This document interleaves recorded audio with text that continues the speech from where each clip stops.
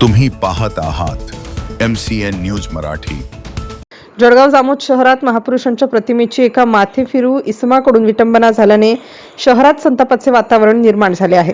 या संदर्भात संबंधित आरोपीची नार्को टेस्ट करण्याची मागणी जळगाव जामोद तालुका वंचित बहुजन आघाडीच्या वतीने प्रशासनाकडे एका निवेदनाद्वारे करण्यात आली आहे।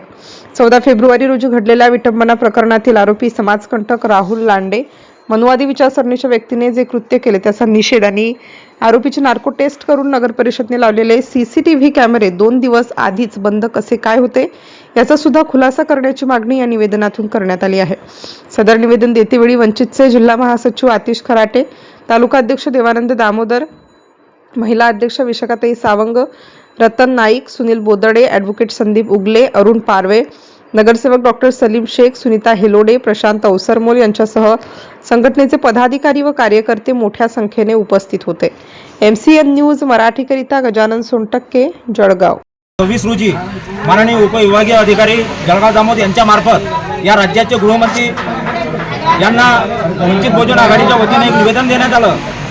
या निवेदनामध्ये आमच्या प्रमुख मागण्या अशा आहेत की दिनांक 14 फेब्रुवारीच्या रात्री एका समाजकंटकाने पोलीस स्टेशन, तहसील, उपविभागीय अधिकारी यांच्या कार्यालयाला लागूनच असलेला आंबेडकर चौक, एका हाकेच्या अंतरावर असलेला चौक आणि त्या चौकात असलेला महामानव डॉक्टर बाबासाहेब आंबेडकर यांचा पुतळा आणि त्या पुतळ्याची विटंबना एका समाज विघाताने केलेली आहे, एका समाजकंटकाने केलेली आहे।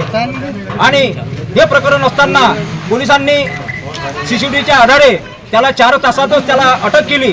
परंतु याच्यामध्ये आमच्या खास करून मागण्या आहेत की नगर परिषदेने जे CCTV कॅमेरे या शहरामध्ये लावलेले आहेत ते 12 तारखेपर्यंत ॲक्टिव्ह आहेत आणि 12 तारखेच्या नंतर पाहिलं तर ते बंद आहेत। तर याच्या मागे कुठेतरी शंकेची सुई या ठिकाणी आमच्या मनात येत आहे की नेमकं CCTV कॅमेरे आहेत का बंद आहेत आणि जो आहे यामधला आरोपी आहे या आरोपीचे नार्को टेस्ट होणे हे फार गरजेचं आहे।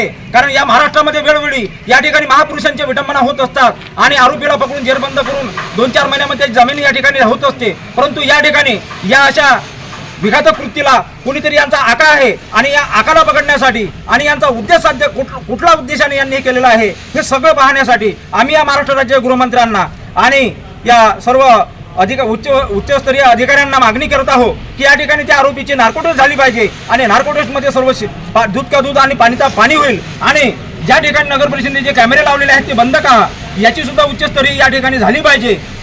कारण त्याच्यात माध्यमातून सर्व झालं पाहिजे आणि त्याचबरोबर तो जो आरोपी आहे त्याचे सर्व कॉल डिटेल्स काढून त्या 2-4 दिवसातले हे कॉल डिटेल्स काढून त्याचा CDR काढून आणि तो त्या 14 फेब्रुवारीच्या दिवशी कोणाकोणाच्या सोबत आलेला होता आणि कुठे गेला होता त्या सर्व माहिती घेऊन त्या ठिकाणचे CCTV फुटेज सुद्धा या ठिकाणी तपासण्याचं काम या ठिकाणी पोलीस प्रशासनानं करावं हे सुद्धा मागणी आम्ही वंचित बहुजन आघाडी जळगाव जामोदच्या वतीने या ठिकाणी केलेली आहे।